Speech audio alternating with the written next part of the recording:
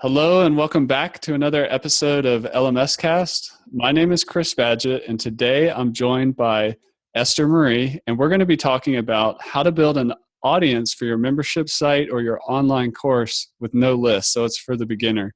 Thanks for coming on the show, Esther.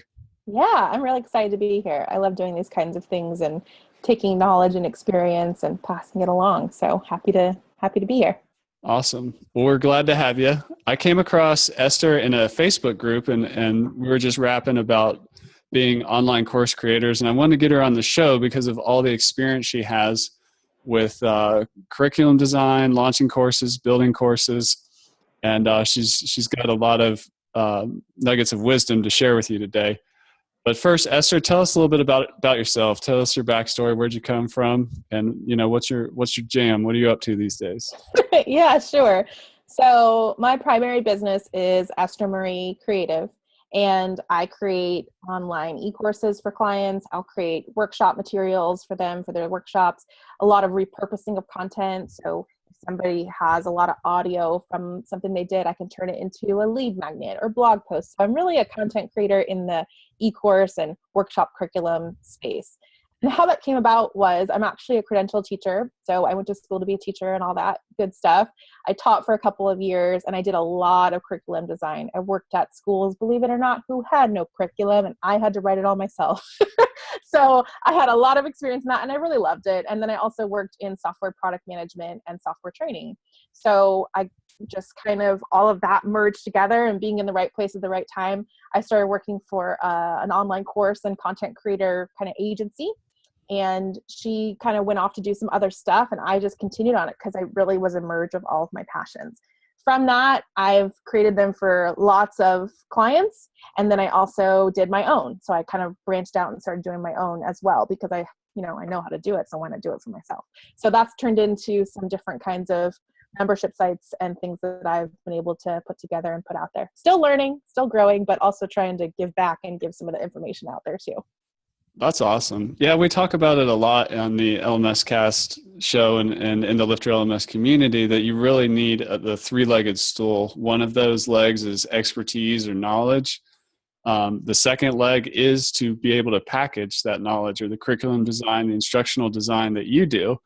And then the third is to have some kind of system, online course or membership site or LMS system to actually deliver all that.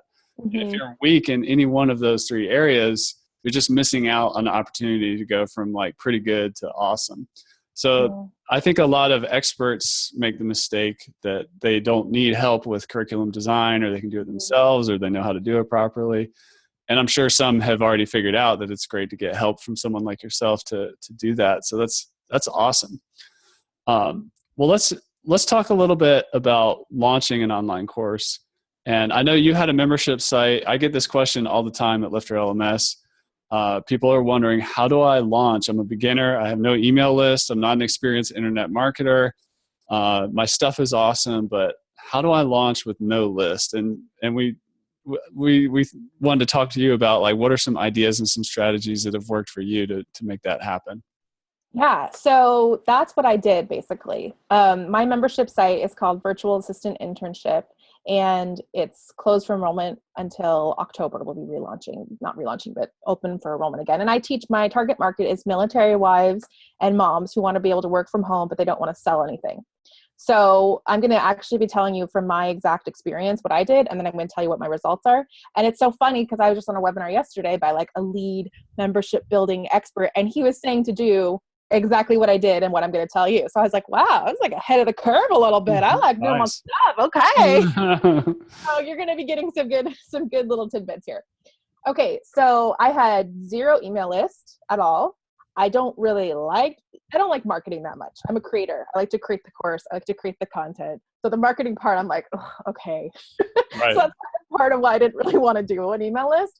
And the other part was I really know my target market, and I know that they're just not in email as much as they're in other areas. So while I totally know email's not dead. It's a great thing to do. I get all that, but I had to be realistic about where my target market were spending their time and where I was going to have the best reach and the best, maximizing my time that I was putting into it. So I could go down the email path all along, but if nobody's going to sign up or read it, what's the point? So I focused on Facebook groups. That's where my girls are at. I'm a military spouse myself. That's why I created this. It's because I need a flexible career. I started as a VA years ago. So I knew everything that there was to do. And I will say too, preface this with, I did a 6-month beta test and a 6 months of creating content as I went along with the beta test. So I just want to put that out there. I didn't just like hodgepodge this together and like launch like this. There was work that was put into it, because I think that that's a misconception sometimes. Like, no, I did a beta test, and you really want to make sure you do that. But so I'm in the Facebook groups for my local base, my military base in the area. And I'm in Facebook groups for moms. There's 2 military bases here. So that's my niche. Then I expanded to do military groups for military wives and also for moms all over the United States. I'm not like a shadow lurker in there. I don't just post my link to something and then peace out. I'm in there contributing, giving value, commenting, being in communication with different people all the time. And I post, value stuff that's not selling things as well. So that's step 1. Know your target market, know where they're at, go to where they're at. These are like the basics, the foundational stuff. So just for your example, was your target market military wives looking for new careers? Like, have they thought of the VA career yet? Or you're coming in there like, hey, they don't even know what it is. Okay, that's awesome. You don't even know what it is. Yeah. So one of the best groups I got feedback from was my local base is Camp Pendleton, which is a major Marine Corps base. And it was who's hiring on Camp Pendleton. So I just posted my stuff in there. So here's what I did. I posted a couple of different things. One was I started my own Facebook group, and a failure that I see a lot of people do, not a failure, but like a issue, is they make it all about them. Like, Coach Bernadette here with my Facebook group. Come join it and learn all about me and the crap I'm going to post about myself. No. I named my Facebook group How to Work From Home Without Selling Anything, because that's what they're going to type into the search box. And that's what they want. So that's what if I put virtual assistant, they're not even going to know what that is. So I'm not going to put that in the title of my group. So that's something to think about too. What are your people looking for?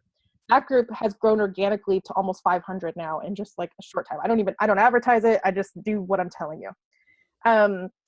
So I just advertised that group in other Facebook groups where I knew my target market was at. And it just grew. It just grew and grew and grew. I offered value in there. I gave them, Facebook Lives and videos, some little ebooks, some junk, whatever. And not junk. I mean, it was good stuff, but it's like, it wasn't hard for me to do this. That's my point.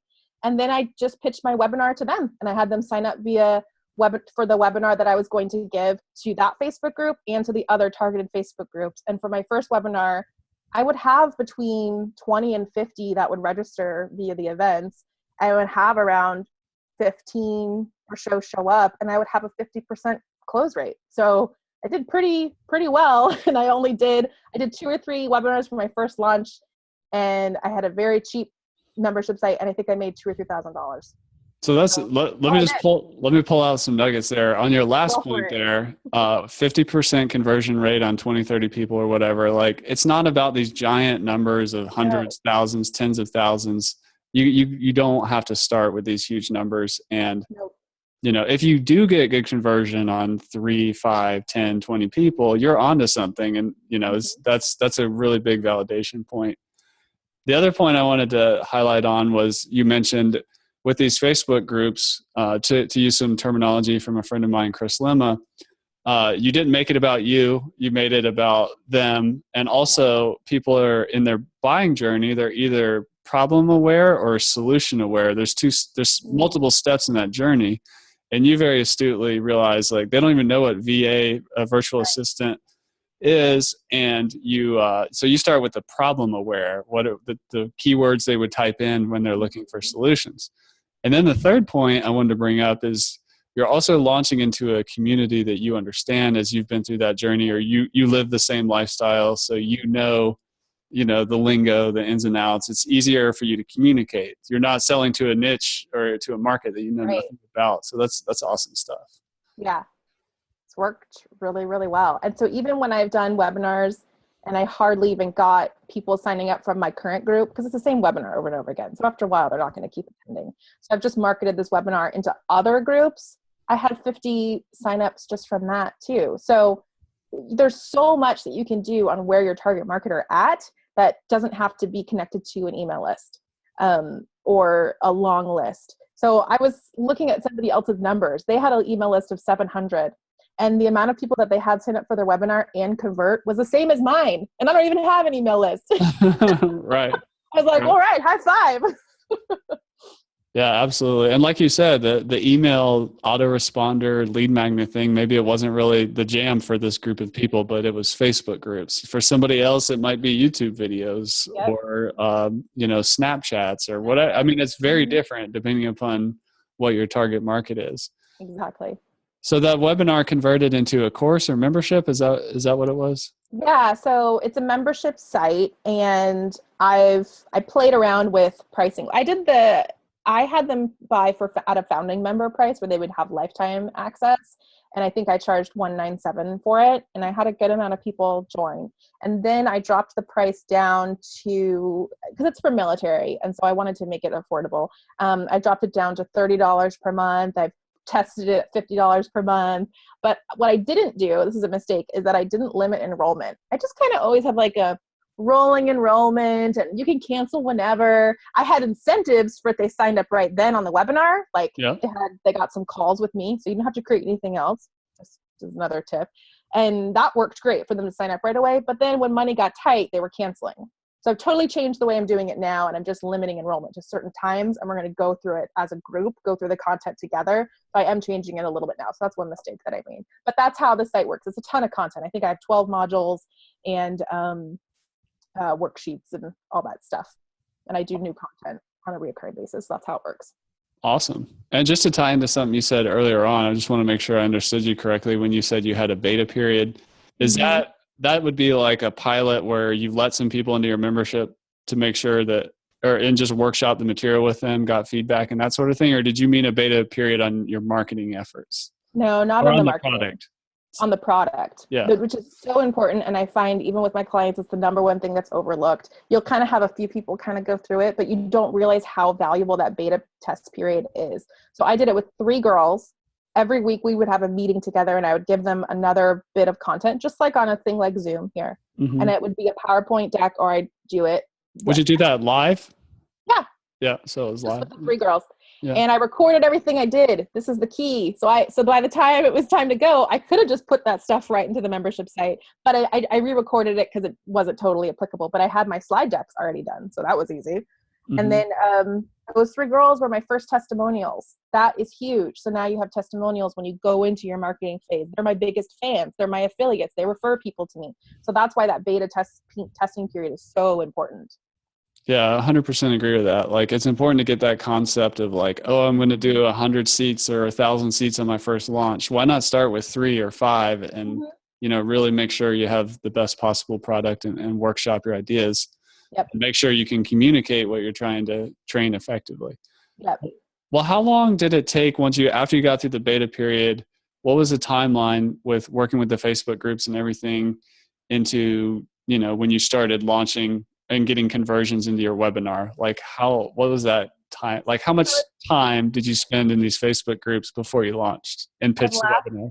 What? I'm laughing because I'm a little crazy. Like I just go for it. So that's the biggest lesson I hope that people can take away. I don't know what I'm doing sometimes. And I'm like, I think this is going to work. I just go for it. Imperfect steps. I just keep going. And then when it doesn't work out, okay, I'll just change direction. Like when the price point, people weren't really buying at this higher price point. Okay, let's test a different price point, see how that goes. So that's why I'm kind of like laughing. So these Facebook groups, because I've been a member of the community for so long, like I'm a military wife, I've been in these groups for a really long time. Have I been super active in them? Not like 100%, but I'm just like a normal person that's in there. So if your target market is very similar to you and you're already in those kinds of communities, those can be the first people that you kind of start to pitch some of your free content to lead into this more bigger site that you want to do eventually. So, but in terms of like, how long did it take me to like start to send the webinar info out and then build up my group and get people on the webinar? Maybe a month.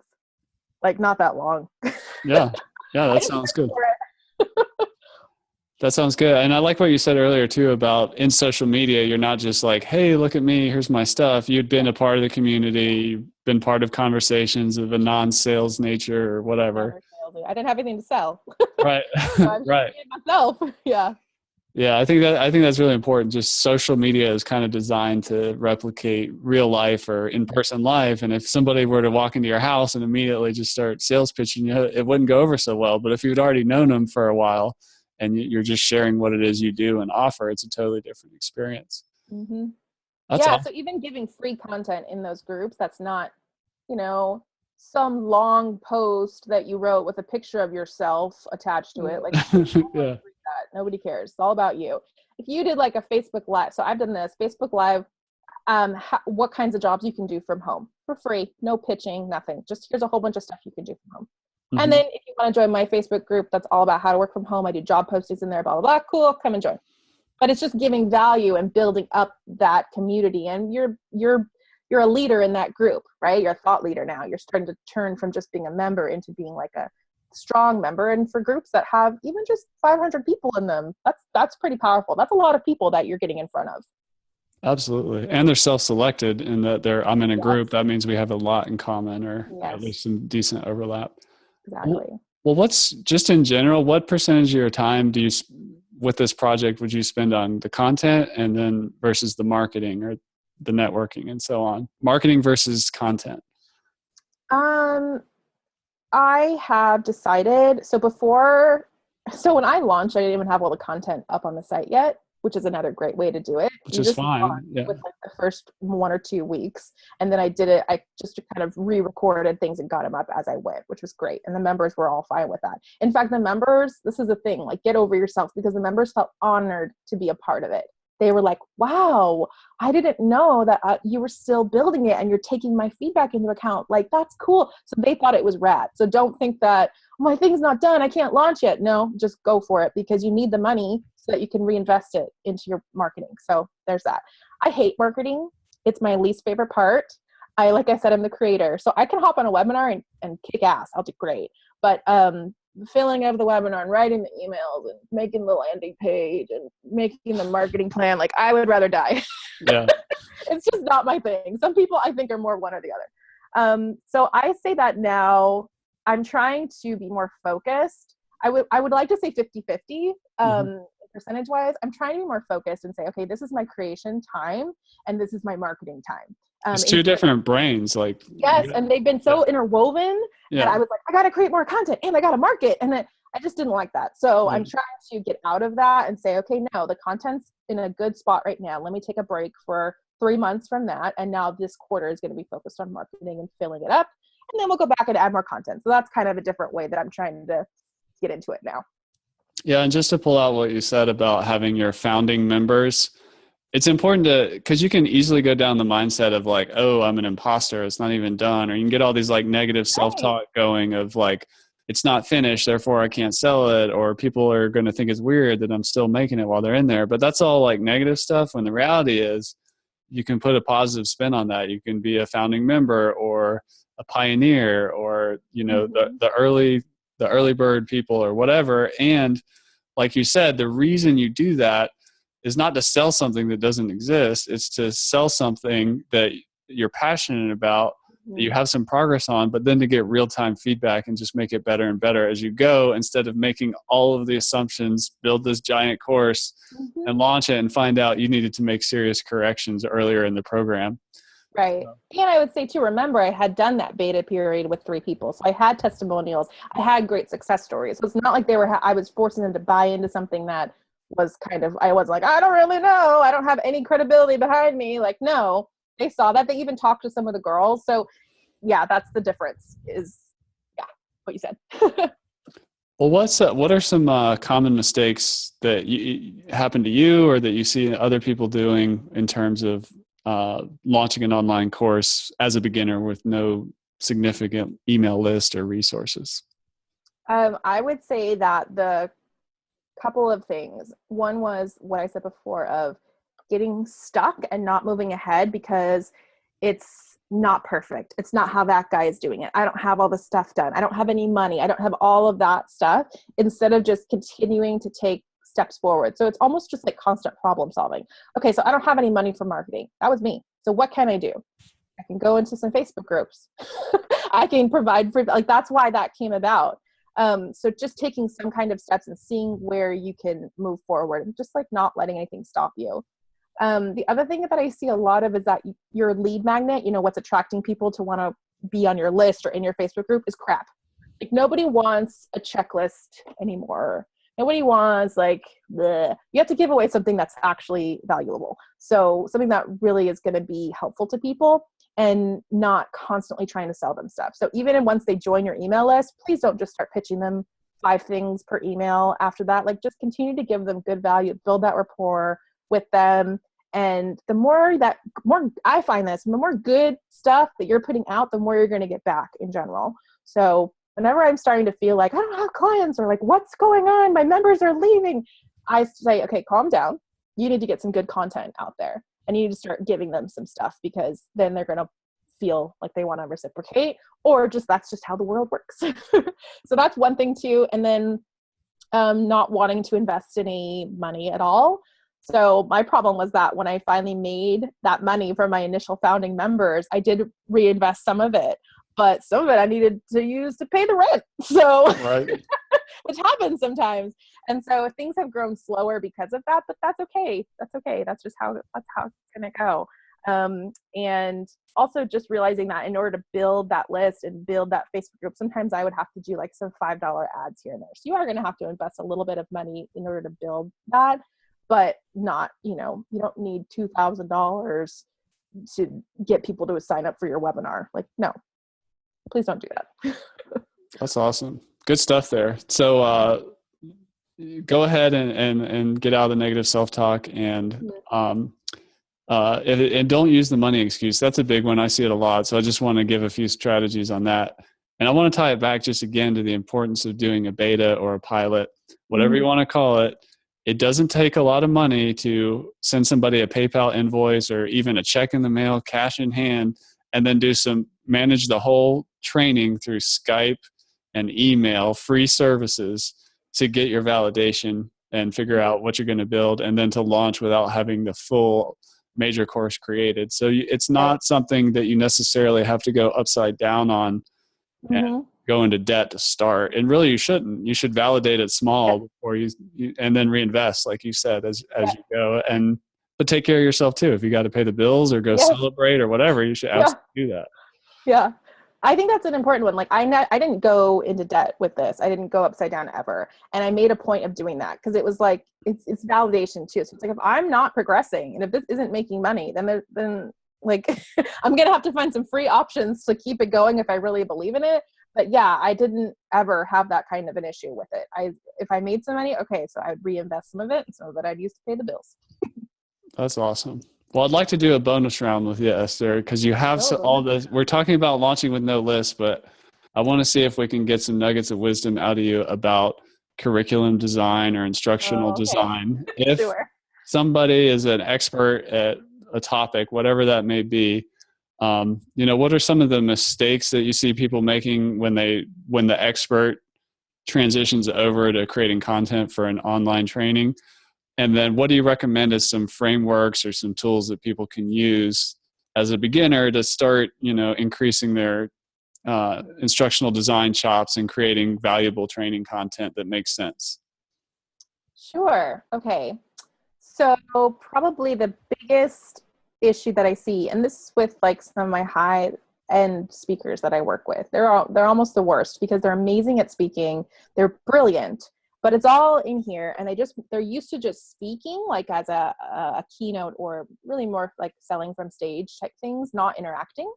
Right. And so when you transition that into a course, a workshop, any kind of instructional design, it's not going to work. I can't talk at you for 2 hours and you take notes and this is going to be a really valuable thing. Your learners, they're not going to retain it. They can't retain that. Our attention spans as human beings are not that long. And also we have all different kinds of learning styles. And so me sitting here listening to you is not going to work. So you have to get out of that way of doing it. It works for when you're, a keynote, maybe because you're only up there for an hour and a half, right? And you can't interact with thousands of people. You could, I do, but not when I speak, I'm very interactive, but not everybody, you can't always do that if you have a lot of information to get across. So when you transition into this world of, an in-person workshop or an online course or whatever it may be, You want to make sure that your learners, even if they're watching it, are having actionable things that they are able to do, and that you're also getting the information across in a variety of different ways. So one thing I've been learning that I really want to enhance, and I'm trying to find some more resources on this, is how to make my presentations even more visual, even more compelling, so that it's not just words on a PowerPoint. So that's one thing you can do to enhance. Your worksheets and your workbook, please do not make fill in the blank worksheets. Like, this is my nemesis. You don't want people just to like be listening for words to put in. This is not a worksheet. The worksheets and materials are supposed to help the learners take it deeper. How can they apply it to themselves? So yeah, there's going to be some spots for like the main points that you want them to note down, but the rest of this content should be, how are they applying it to themselves? And take a minute and stop and say, hey, I want you to fill out number 2. I want you to think about X, Y, and Z, and then talk about it with the people at your table. And then now let's come back and keep going. So these kinds of, that's how you have to change how you're used to writing or speaking or whatever, and make it more interactive, make people able to really apply it to themselves and take it to the next step. So those are probably my biggest tips. That's awesome. Yeah, I totally get what you're saying. You could be in the rhythm of just delivering content, and then the person is just being passive. Okay, I'm receiving this information, but then you can make it personal, and then you can also make it active. So they can have to do something and then apply it to their exact situation. So that's really good. Well, I appreciate that. Well, Esther, where can people find out more about you and all the goodness you have going on? Sure. So I would love it if people would come to my page, facebook.com/Esther Marie Creative. I always have goodies on there, and I'm actually launching a free course all about outsourcing. So how you can outsource your e-course and get it done. All of the tips and tricks that are from me. So there's all kinds of good stuff on there, but that's the thing that I would love to offer you guys. You can sign up for that on my page, Esther Marie Creative. Easy. That's awesome. Well, thank you for coming on the show, Esther, and we'll catch you in the next one.